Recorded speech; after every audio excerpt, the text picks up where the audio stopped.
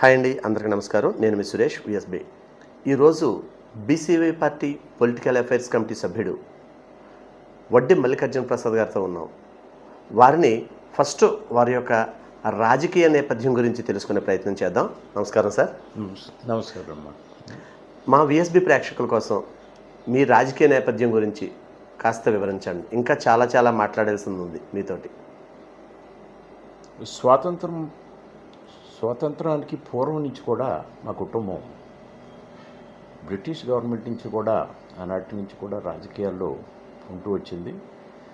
మొట్టమొదటిసారిగా 1962లో మా పెదనాన్నగారు అయినటువంటి వడ్డీ ముత్యాలరావు గారు ఆనాటి రాజానగరం సమితి, అంటే ఈనాటి 4 నియోజకవర్గాలకు ఒక సమితి, ఆ సమితికి ఆయన ప్రెసిడెంట్గా ఎన్నికవటం జరిగింది. అదేవిధంగా శ్రీ నీలం సంజీవ్ రెడ్డి గారి కోరిక మేరకు దానికి రిజైన్ చేసి 1965లో ఆయన జగ్గంపేట నియోజకవర్గం, ఇప్పుడున్నటువంటి నియోజకవర్గాలు రాజానగరం, పురుగుపూడి, రాజమండ్రి రూరల్లో, రాజమండ్రిలో పార్టు, అనపర్తి, వీటిలన్నింటినీ కలిపి జగ్గంపేట అతిపెద్ద నియోజకవర్గం. ఆ నియోజకవర్గంలో ఆయన కాట్రావులపల్లి జమీందారు మీద, దురిశెట్టి గోపాలరావు గారి మీద పోటీకి పెట్టడం జరిగింది. ఆయన అప్పటికే ఉమ్మడి రాష్ట్రంలో మినిస్టర్గా ఉంటున్నాడు ఆ జమీందార్ గారు.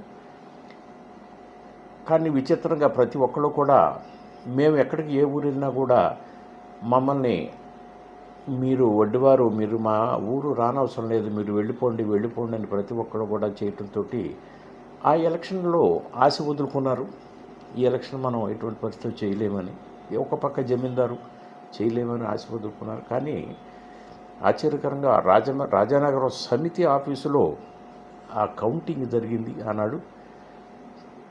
ఆ కౌంటింగ్లో లాస్ట్ రౌండ్ వచ్చేటప్పటికి, అంటే ఇప్పుడున్నటువంటి రాజానగరం, బురుగుపూడి నియోజకవర్గం బాక్సులు ఓపెన్ చేసే టైంకి ఆయన మినిస్టర్ గారు 25,000 మెజారిటీతో ఉన్నాడు మా మీద.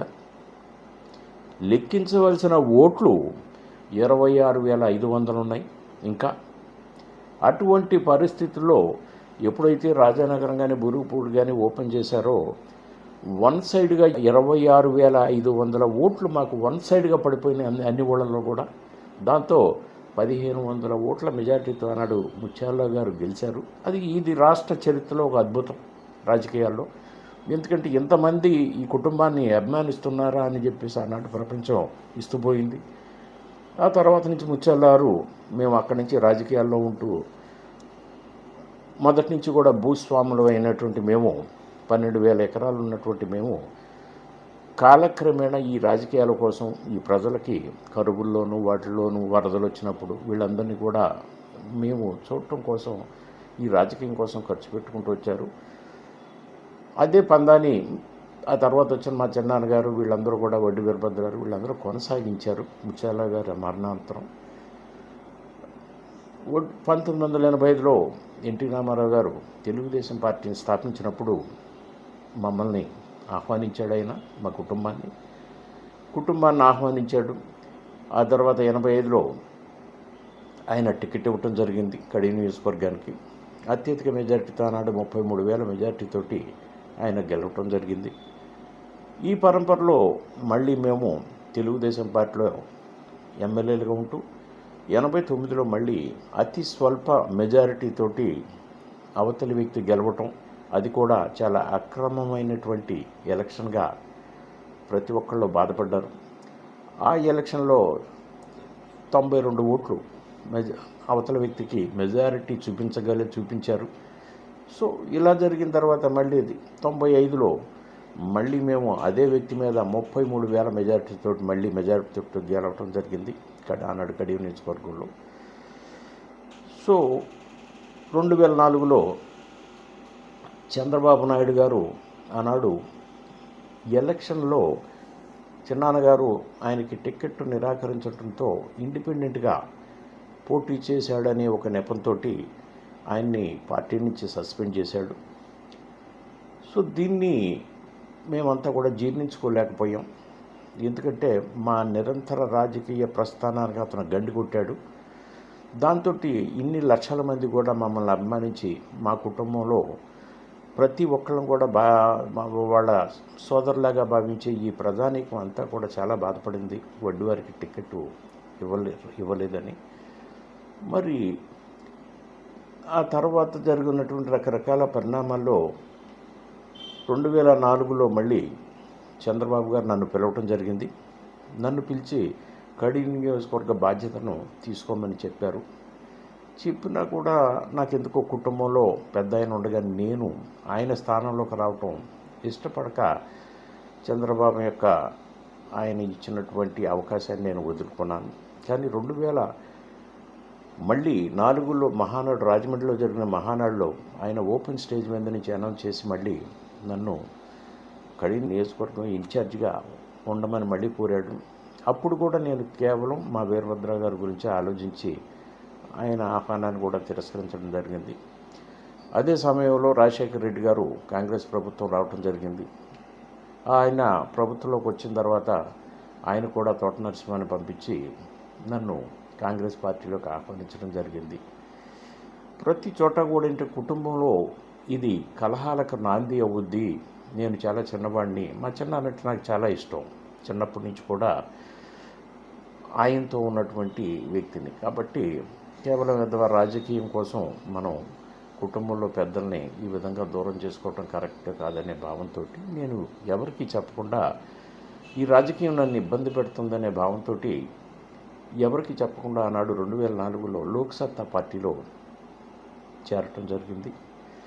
దాంతో లోక్సత్తా జయప్రకాష్ నారాయణ ఈ రాజకీయాన్ని మార్చండి అనే నినాదంతో వచ్చినటువంటి ఆయన మాటలను విశ్వసించి ఒక చదువుకున్న వాళ్ళగా ఒక కొత్త రాజకీయం మనకి ఈ రాష్ట్రంలో వస్తే బాగుండును, ఈ దేశ రాజకీయాన్ని కూడా అన్నీ కూడా భ్రష్టు పట్టిపోయినాయి, ఈ రాజకీయాల్లో ప్రతివాడు కూడా ఏదో వ్యాపారం చేసుకుందాం, సంపాదించుకుందాం అనే భావంతో వస్తున్నారు. కాబట్టి ఇటువంటి రాజకీయం ఈ దేశానికి రాష్ట్రానికి శ్రేయస్కరం కాదని భావించి ఆనాడు లోక్సత్తాలో చేరి నా శాయశక్తుల లోక్సత్తా పార్టీని ఈ ఈస్ట్ గోదావరి జిల్లాలో చాలా చక్కగా ప్రమోట్ చేయడం జరిగింది. కానీ దురదృష్టవశాత్తు ఆయన కూడా కొన్ని తప్పిదాల వలన ఆ లోక్సత్తా పార్టీ నుంచి బయటికి, ఆయన చేసిన తప్పిదాల వల్ల లోక్సత్తా పార్టీ నుంచి బయటికి రావడం జరిగింది. ఆ తర్వాత 2009లో ప్రజారాజ్యం ఆహ్వానం అందుకుని ప్రజారాజ్యంలోకి వెళ్ళటం జరిగింది. అక్కడ కీలకమైనటువంటి స్థానంలో ప్రజారాజ్యం ఆనాడు రాష్ట్రంలో ఉన్నటువంటి మొత్తం ప్రజారాజ్యంలో ఉన్నటువంటి మొత్తం లీడర్లందరికీ కూడా నేను పొలిటికల్ క్లాసులు తీసుకొని వాళ్ళందరినీ కూడా రాజకీయ వ్యవహారాలు ఇవన్నీ కూడా చెప్తూ వాళ్ళని చైతన్యపరిచి ఒక మంచి నాయకులుగా తయారు చేయగలిగాను. ఇప్పటికీ ఈ రాష్ట్రంలో నా శిష్యులు అందరూ కూడా ఎంతోమంది రాజకీయాల్లో మంచి మంచి స్థానాల్లో ఉన్నారు. ఆనాడు అర్ధాంతరంగా ప్రజారాజ్యంలోంచి ఎందుకో మనస్సు అంగీకరించక బయటకు వచ్చేసాను. బయటకు వచ్చేసిన తర్వాత మళ్ళీ చంద్రబాబు గారు ఆనాడు రెడ్డి సుబ్రహ్మణ్యాన్ని పంపించి నన్ను తీసుకురమ్మని చెప్పి యనమల రామకృష్ణుడి గారి దగ్గరికి చెప్పి తీసుకువెళ్ళారు. మళ్ళీ వాళ్ళు హైదరాబాద్ తీసుకెళ్లారు. నన్ను రాజమండ్రి పార్లమెంటు అభ్యర్థిగా 2010లో పెడుతున్నామని చెప్పారు. కానీ ఆ తర్వాత ఎందుకో ఆ పరిణామాలు ఇవన్నీ ఏమైనాయో తెలియదు. కానీ నా స్థానంలో మురళీమోహన్ గారిని తీసుకొచ్చి పెట్టడం జరిగింది. సో ఇటువంటి ఈ రాజకీయాలకి మమ్మల్ని దూరం చేస్తూ ఖచ్చితంగా ఒక వర్గం మట్టుకి మా మీద ఎప్పుడూ కూడా తమ ఆధిపత్యాన్ని ప్రదర్శిస్తూ వచ్చాయి. ఈ సమకాలీన రాజకీయాల్లో మేము ఇవన్నీ కూడా గమనిస్తున్నాం. ఇవన్నీ కూడా ఎప్పుడు కూడా ప్రజలు మాతో ఉన్నారు. మాది ఎటువంటి వ్యవస్థ అంటే 146 సంవత్సరాలు మా ఇంట్లో గాడిపోయి ఆరలేదు. నిరంతరం ప్రతిరోజు కూడా పొద్దుట సాయంత్రం కూడా ప్రతి పూట కూడా 1000 మంది మా ఇంట్లో భోంచేసి కానీ వెళ్ళేవాళ్ళు కాదు, మా నియోజకవర్గ ప్రజలందరూ కూడా. అటువంటి వ్యవస్థలోంచి వచ్చినటువంటి మేము పెట్టడమే కానీ అవినీతి చేయటం కానీ ఒకళ్ళు చేయి చాచటం కానీ మాకెవరికి కూడా తెలియదు. సో రాజకీయం అంటే ఒక మంచి రాజకీయాన్ని వస్తే దాన్ని ఆహ్వానించాలనే భావంతో ఎప్పుడూ ఉంటూ మళ్ళీ రాష్ట్ర బైఫర్కేషన్లో ఒక మంచి రాజకీయాన్ని, రాష్ట్రం విడిపోతుంది కాబట్టి ఒక మంచి రాజకీయాన్ని తీసుకురావాలనే భావంతో ఆనాడు 2014లో జై సమాఖ్యాంధ్ర పార్టీని స్థాపించాను. కానీ దురదృష్టవశాత్తు కొన్ని రాజకీయ శక్తుల ప్రమేయంతో ఆ పార్టీ కూడా వేరే వాళ్ళ చేతుల్లోకి వెళ్ళిపోయింది. ఇలాగ ప్రతి చోట మమ్మల్ని ఇబ్బంది పెట్టుకుంటూ రకరకాలుగా నన్ను ఏదో విధంగా రాజకీయాన్నించి తప్పించాలనే భావంతో ప్రతివాడు ప్రయత్నం చేస్తూనే వచ్చాడు.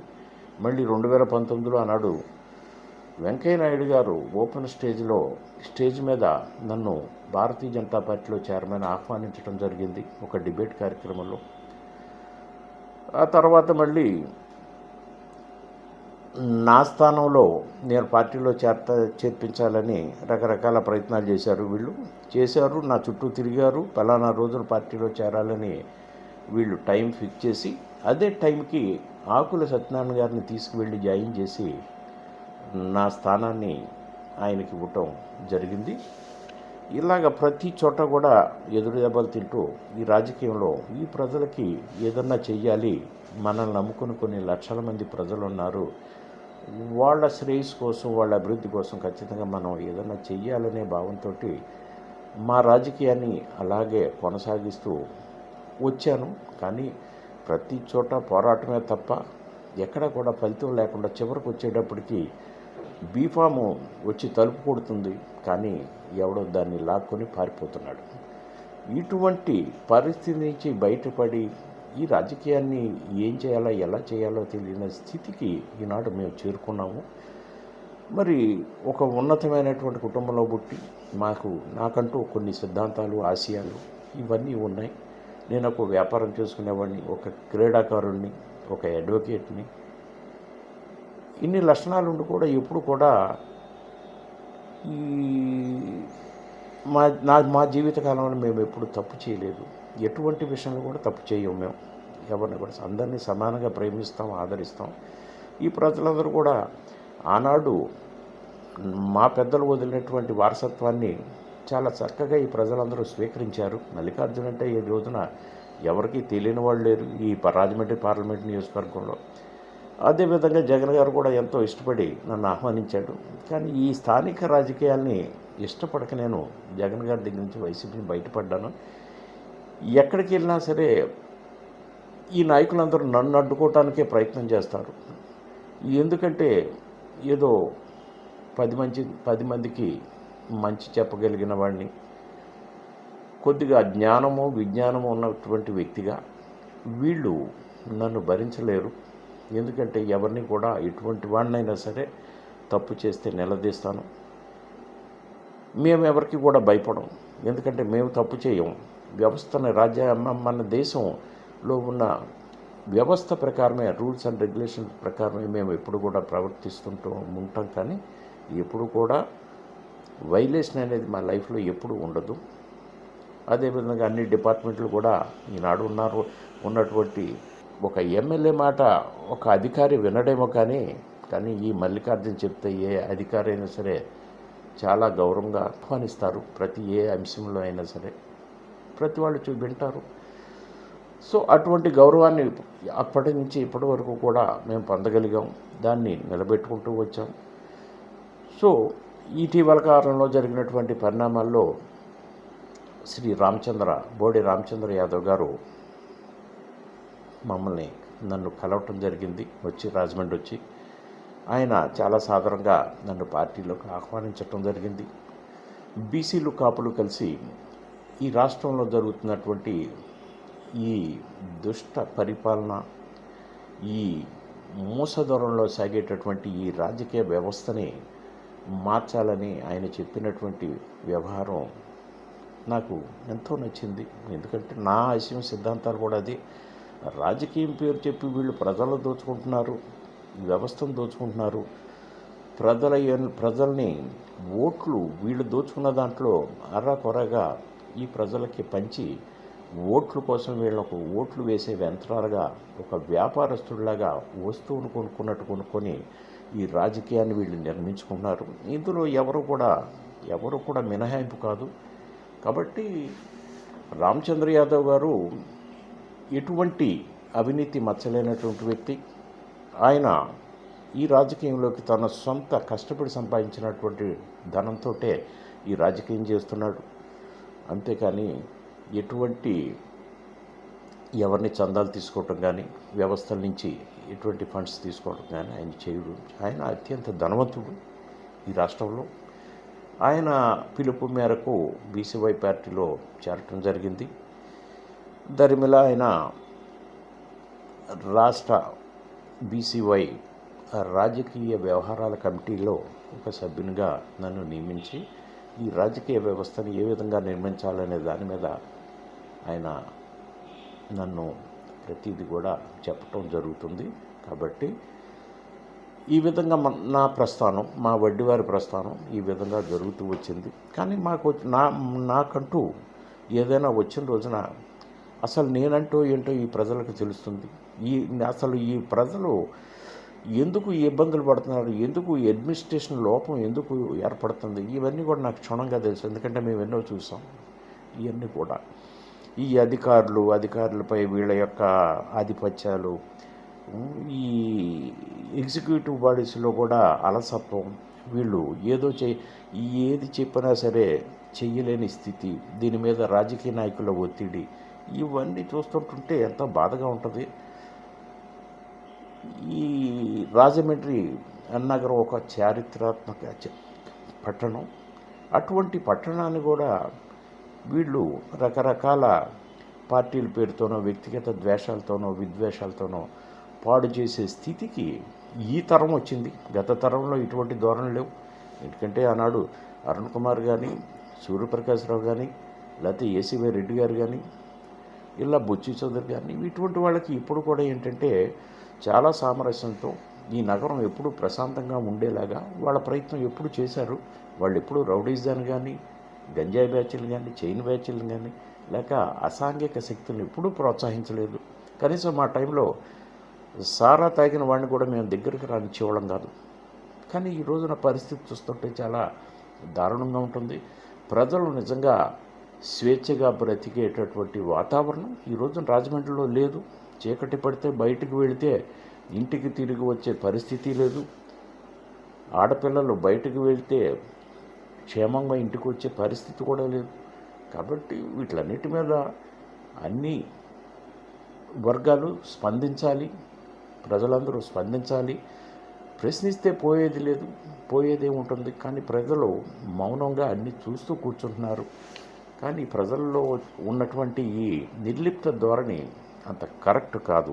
కాబట్టి ఈ రాజకీయాన్ని మార్చటం కోసం, ఈ ప్రజా సమస్యల్ని బయటకు తీయటం కోసం, ఈ ప్రజలకి మంచి చేయటం కోసం బీసీవై పార్టీ వచ్చింది. కాబట్టి ఖచ్చితంగా ప్రజలందరూ బీసీవై పార్టీని ఆదరించండి. ఇప్పుడు ఎన్నో రాజకీయ పార్టీలకు అవకాశాలు ఇచ్చాం, ఈ పార్టీకి అవకాశం ఇద్దాం. భవిష్యత్తు ఎలా ఉంటుందో చూద్దాం. మల్లికార్జున ప్రసాద్ గారు, BCY party political affairs committee సభ్యుడిగా మీ యొక్క పార్టీది కావచ్చు, మీది కావచ్చు, భవిష్యత్ కార్యాచరణ ఏ విధంగా ఉండబోతుంది? ఈ రాష్ట్రంలో స్వాతంత్రం వచ్చి 79 సంవత్సరాలు అయినప్పుడు కూడా 2 కులాలే ఈ రాష్ట్ర రాజకీయాన్ని చేజిక్కించుకుంటున్నాయి. ఒకటి రెడ్లు, ఆ తర్వాత 1985 నుంచి కమ్మవారి రాజకీయంలోకి ప్రవేశించి 2 పార్టీని స్థాపించుకొని చేసుకుంటూ వచ్చారు. కానీ వీళ్ళు ఎప్పుడు కూడా ఏంటంటే వెనుకబడినటువంటి వర్గాలు, ఇంచుమించుగా బీసీ వర్గాలు అనుకుంటే 135 కులాలు, అదేవిధంగా బ్యాక్వర్డ్ క్యాస్టెస్ అనుకుంటే ఈ కాపు సామాజిక వర్గం ప్రధానంగా చెప్పుకోవాలి. 25 కులాలతో కలిసి ఉన్నటువంటి కాపు సామాజిక వర్గాన్ని, 23% ఓటింగ్ శాతం ఉన్నటువంటి కాపు సామాజిక వర్గాన్ని, ఈ బీసీలని వీళ్ళందరినీ కూడా వీళ్ళు తమ ఓటింగ్ యంత్రాలుగానే మార్చుకొని వీళ్ళకి అర్రాకొర రాజకీయంలో సెకండ్ గ్రేడ్ పదవులు ఇస్తూ రకరకాలుగా వీళ్ళని మభ్యపెడుతూ వీళ్ళ రాజకీయాన్ని ఇప్పటివరకు చేసుకుంటూ వచ్చారు. కానీ స్వాతంత్ర ఫలాలు ఈ రాష్ట్రంలో ఇప్పటివరకు కూడా ఎవరికీ దక్కట్లేదు. ఎందుకంటే వీళ్ళు ప్రజల్ని కొనుక్కోవటానికి దృష్టి పెట్టుకుంటున్నారు, కానీ ప్రజల శ్రేయస్సు, వాళ్ళ జీవన శైలి, వాళ్ళ జీవన ప్రమాణాలు పెరగటానికి ఎప్పుడు కూడా వీళ్ళు ప్రయత్నించరు. ఎందుకంటే పేదవాడు ఎడ్యుకేట్ అయితే వీళ్ళ రాజకీయం పోద్దని వీళ్ళ భయం. అందుకనే ఒక బీసీని 135 కులాల్ని బీసీలుగానే ఉంచుతున్నారు. వాళ్ళకి సరైనటువంటి విద్య, ఉద్యోగ అవకాశాలు లేకుండా రకరకాలుగా అలాగే వాళ్ళని చేసుకుంటూ వెళుతూ ఉంటారు. అదేవిధంగా కాపు వ్యవస్థ, ఈ కాపు వ్యవస్థ వ్యవహారం వచ్చేటప్పటికి చాలా విచిత్రంగా ఉంటుంది. ఎందుకంటే స్వాతంత్రం వచ్చిన కాడి నుంచి కూడా ఆనాడు స్వాతంత్రానికి పూర్వం బీసీ కేటగిరీలో ఉన్నటువంటి కాపుల్ని 1956లో ఓసీ కేటగిరీకి మార్చడం జరిగింది. అప్పటి నుంచి కూడా ఈ కాపుల్ని బీసీల్లో చేర్చాలనే ఒక అంశం ఒక రాజకీయ నినాదం అయిపోయింది. ఈ రాజకీయ నినాదాన్ని వీళ్ళు పట్టుకొని దీని నుంచి కూడా ఈ 50-70 ఏళ్ళలో ఎంతోమంది రాజకీయ నాయకులు పుట్టుకొచ్చారు. వాళ్ళు తమ స్వలాభం కోసం, స్వార్థం కోసం ఈ జాతిని వాడుకున్నారు, ఈ జాతి మీద బతికారు, ఈ జాతి మీద రాజకీయం చేసుకున్నారు. కానీ ఈ జాతికి ఎటువంటి ప్రయోజనం కూడా ఎవరు కూడా చేకూర్చలేకపోయారు. వీళ్ళ యొక్క ఈ నాయకత్వాన్ని నేను మొట్టమొదటిసారిగా ప్రశ్నించాను, ఈ కాపు నాయకుల్ని ప్రశ్నించాను. ఆ ప్రశ్నించిన ధర్మల ఈ కాపు సమాజంలో ఉన్నటువంటి నాయకులందరూ కూడా ఎవరికి వాళ్ళు తట్టాబుట్టా సర్దుకొని ఎవరి స్థానాలకు వాళ్ళు వెళ్ళిపోవటం జరిగింది. ఈ కాపుల్ని మోసం చేసిన తీరు చాలా ఆశ్చర్యకరంగా ఉంటుంది. కాపుల్ని బీసీల్లో చేరుస్తున్నామని చెప్పి వీళ్ళు నమ్మబలికి ఈ ఇంచుమించుగా ఒక 30 సంవత్సరాల నుంచి ఒక తరం నాయకులందరూ కూడా ఈ కాపుల్ని వెంటేసుకొని తిరుగుతూ వాళ్ళ స్వలాభం కోసం రకరకాల మీటింగులు పెడుతూ ప్రభుత్వాన్ని బ్లాక్మెయిల్ చేస్తూ ఇప్పటి వరకు బ్రతికారు. కానీ ఆనాడు నేను గతంలో బీజేపీలో ఉన్నప్పుడు లాస్ట్ ఇయర్ జీవీఎల్ నరసింహారావు గారితో అది రాజ్యసభలో దీని మీద ఈ బీసీ రిజర్వేషన్ మీద కాపులకి ప్రశ్నింపజేయటం జరిగింది. సో వాళ్ళు చెప్పిన సమాధానం విని ఈ కాపు సామాజిక వర్గం అంతా కూడా చాలా ఆశ్చర్యం చెంది అక్కడి నుంచి నాయకులను నమ్మటం మానేశారు. సో అటువంటి తరుణంలో ఎన్నికలు వచ్చినటువంటి పరిస్థితుల్లో ఇంకొక కొత్త సేనాని వచ్చాడు. ఈ సేనాని ఆయన కాపులని చెప్పడు, కాపు కానని చెప్పడు. ఆయనకు అవసరమైన చోట కాపుని అంటాడు, లేని చోట నేను రెల్లి కులానికి చెందినవాడిని అంటాడు. మరి ఇటువంటి రాజకీయ వ్యవస్థను నిర్మించుకుంటూ ఆయన వచ్చిన తరుణంలో ఈ కాపులందరూ కూడా దిక్కులేక చుక్కాని లేని నావలాగా ప్రయాణిస్తున్నటువంటి కాపు సామాజిక వర్గం అంతా కూడా ఏదో ఒక నాయకుడు వచ్చాడు కదా మనకంటూ ఈ నాయకుడు వెనకాల వెళ్దామనే భావంతో మొన్న జరిగినటువంటి ఎలక్షన్లో కూటమికి, తెలుగుదేశం పార్టీ అంటే పడనటువంటి కాపులందరూ కూడా కూటమికి ఈ ఓట్లు వేసి ఈ ప్రభుత్వాన్ని అధికారంలో తీసుకురావటం జరిగింది. కానీ వాస్తవంగా ఇటువంటి రాజకీయాలు వీళ్ళు ఈ ప్రజల్ని మోసపూరిత విధానాలతోటి తమ ఓటు బ్యాంకులుగా మార్చుకొని కేవలం 2 కులాలు, అగ్రకులాలు మాత్రమే ఆర్థిక పరిపుష్టిని సంపాదించుకొని వాళ్ళు వ్యాపారాలు, వాళ్ళ ఇండస్ట్రీసు ఈ రోజు రాష్ట్రంలో ఎక్కడ చూసినా ఏ పెద్ద ఇండస్ట్రీ చూసినా వాళ్ళకే ఉంటాయి, ఏ పెద్ద రెస్టారెంట్లు, హోటల్స్ వాళ్ళకే ఉంటాయి.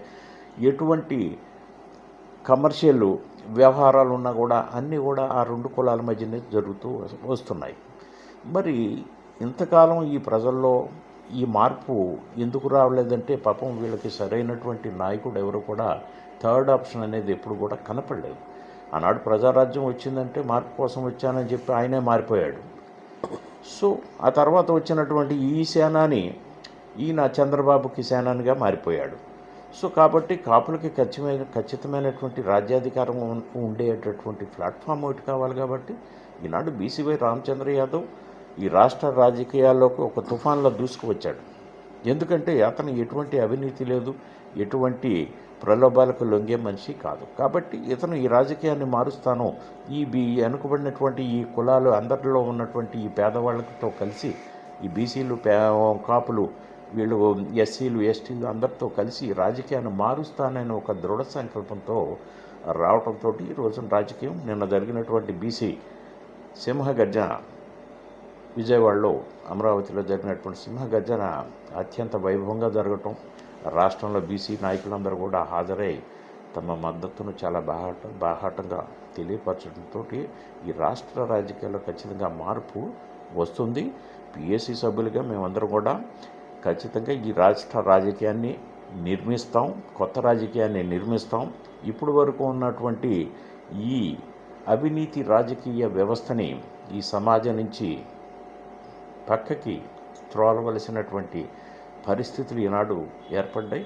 మీరందరూ కూడా చూస్తూనే ఉండదు. తెల్లవారు లెగిస్తే వీళ్ళందరూ కూడా అసెంబ్లీలో నువ్వు ఇన్ని లక్షల కోట్లు అవినీతి చేశావంటే నువ్వు ఇన్ని లక్షల కోట్లు అవినీతి చేశావనే ఆరోపణలు, రకరకాల కేసులు పెట్టుకోవటం, ఒకళ్ళకొకళ్ళు జైళ్ళకి వెళ్ళటం, ఈ విధమైనటువంటి రాజకీయ వ్యవస్థ ఈ దేశంలో ఎక్కడ కూడా లేదు.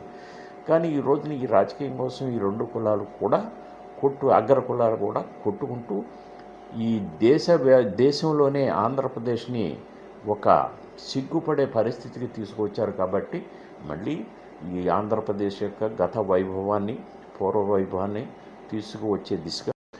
సార్ మల్లికార్జున ప్రసాద్ గారు, ప్రస్తుతం రాజమండ్రిలో ఈ కల్తీపాల వ్యవహారంపై మీ స్పందన ఏంటి? ఈ కల్తీపాల వ్యవహారం అనేది చాలా దారుణమైనటువంటి విషయం. మొన్నటి రోజు జరిగినటువంటి ఈ కల్తీ పాల విషయంలో ఇప్పటి వరకు 5 చనిపోవటం, 8 మంది విపరీత పరిణామంలో చిక్కుకొని హాస్పిటల్లో కొట్టుమిట్టాడటం, ఈ పాలు తగినటువంటి ఎంతోమంది అనేకమైనటువంటి అనారోగ్య కారణాలతో గవర్నమెంట్కి చెప్పకపోయినప్పటికీ ప్రైవేట్ హాస్పిటల్స్లో బయట వాళ్ళకి నచ్చిన వైద్యం చేయించుకుంటూ గడుపుతున్నారు. ఇంతటి దారుణమైనటువంటి విషయాన్ని ఈ ప్రభుత్వాలు అంత తీవ్రంగా స్పందించినట్టు పెద్దగా కనపడదు.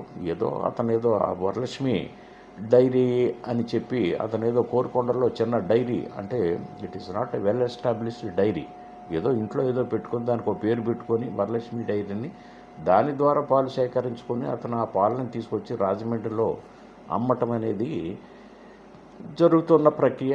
కానీ దాంట్లో ఇథిలిన్ ప్రొఫైల్ అనే చెప్పి ఒక కెమికల్ని ఈ పాల్లో కలపటం వల్ల ఈ రోజున ఇంత విపరీత పరిణామాలు సంభవించాయి. అతనొక్కడే కాదు, ఈ రోజున రాజమండ్రిలో ఎక్కడ చూసినా కూడా ప్రతి వీధిలో కూడా 4-5 స్టాల్స్ లాగా పెట్టుకొని, టేబుల్ వేసుకొని, చైర్స్ వేసుకొని 10 క్యాన్లు పాలు పెట్టుకొని, బాటిల్స్ పెట్టుకొని, స్వచ్ఛమైన గేదె పాలు అని చెప్పి వీళ్ళందరూ కూడా పాలు విపరీతంగా అమ్మటం, ఇవన్నీ కూడా చాలా ఆశ్చర్యంగా ఉంటుంది. ఎందుకంటే ఈ రోజున ఈ రాజమండ్రి కానీ చుట్టుపక్కల ప్రాంతాల్లో కానీ అసలు ఏ ఊళ్ళో ఎన్ని గేదెలు ఉన్నాయో ఎవడన్నా ఎప్పుడన్నా ఆలోచించాడా? ఏ ఊళ్ళో ఎన్ని ఆవులు ఉన్నాయో ఎప్పుడన్నా కనుక్కున్నారా? ఇన్ని వేల మందికి రాజమండ్రి ప్రజలు ఇంచుమించుగా 5 లక్షలకి చేరుకుంది. ఈ 5 లక్షల మంది ప్రజలకు, అంటే నూతన గణాంకాల ప్రకారం అయితే 8 లక్షల వరకు కూడా ఈ జనాభా చేరుకున్నటువంటి ఈ తరుణంలో వీళ్ళు రోడ్ల మీదకి తీసుకొచ్చి గేదె పాలు అని చెప్పేటప్పుడు సహజంగా ప్రతి ఒక్కళ్ళు కూడా ఇష్టపడతారు గేదె పాలు, స్వచ్ఛమైన గేదె పాలని. ఈ పాలను తీసుకెళ్ళి వీళ్ళందరూ కూడా వినియోగిస్తున్నారు, వీళ్ళ ఆరోగ్యాలు పాడు చేసుకుంటున్నారు. నిజానికి ఇంత పాలు అసలు ఎక్కడి నుంచి వస్తున్నాయి వీళ్ళకి అనే విషయాన్ని మీద దృష్టి పెట్టాలి ప్రభుత్వం. ఈ పాలు అమ్మే వాళ్ళందరూ కూడా ఈ పాలు వీళ్ళు ఎక్కడి నుంచి సేకరిస్తున్నారు, ఎక్కడి నుంచి వస్తున్నాయి అనే దాని మీద దృష్టి పెట్టాలి. మరి ఎందుకు వీళ్ళని ఈ విధంగా వదిలేస్తున్నారో తెలియదు. ఇప్పటికైనా రాజమండ్రిలో ఈ పాల వ్యవహారాన్ని ఖచ్చితంగా ఒక సీరియస్ అంశంగా తీసుకోవాలి ప్రభుత్వం. దీని మీద ఎప్పటికప్పుడు కూడా ప్రతి నెల 10 రోజులకో 15 రోజులకో శాంపిల్స్ కలెక్ట్ చేసి, ఎవరైనా పాలు అమ్ముతుంటే అది శాంపిల్స్ కలెక్ట్ చేసి దాన్ని గవర్నమెంట్ ల్యాబ్లకు పంపించాలి. ఏదైనా అటువంటి పరిణామాలు ఏదైనా సంభవించి పాలలో ఏదైనా కల్తీలు జరిగినట్టయితే అది ప్రాణాంతకమైనటువంటి విషయంగా భావించి ప్రభుత్వాలు దాని మీద వెంటనే చర్యలు తీసుకొని కఠిన చర్యలు తీసుకుంటే కానీ ఈ వ్యవహారం కొలిక్కిరాదు. అదేవిధంగా ఒక రాజమండ్రినే కాదు, రాష్ట్రంలో ఇంచుమించుగా 6 కోట్లకు చేరుకున్నటువంటి ఈ రాష్ట్రంలో ఎంతమందిని పాలు సప్లై చేయటం అనేది అసలు ఎక్కడి నుంచి వస్తున్నాయి వీళ్ళకి అందరికీ ఈ పాలు, ఎక్కడి నుంచి తెస్తున్నారు ఈ పాలు అనే విషయం మీద ప్రభుత్వాలు ఖచ్చితంగా దృష్టి పెట్టాలి. ఇది చిన్న విషయం కాదు. ఇవాళ రాజమండ్రిలో 5 చచ్చిపోయారంటే ఏదో 2 రోజులు ఈ విషయాన్ని హాట్ టాపిక్గా చేసుకొని ఇంకో విషయం ఏదైనా వస్తే దీన్ని మర్చిపోయే పరిస్థితిలోకి వస్తారు. అధికారులు నిరంతరం దీని మీద దృష్టి పెట్టాలి.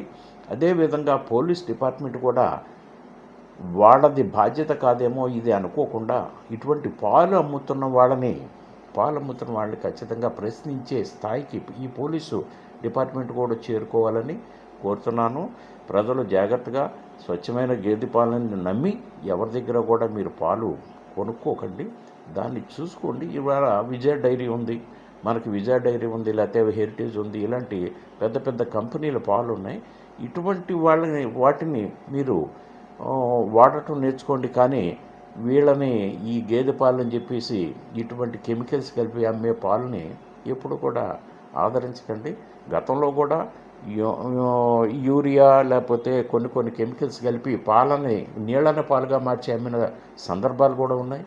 కాబట్టి ప్రభుత్వాలు దీని మీద ఖచ్చితమైనటువంటి చర్యలు తీసుకోవాలి అని బీసీవై పార్టీ ఈ సందర్భంగా డిమాండ్ చేస్తుంది.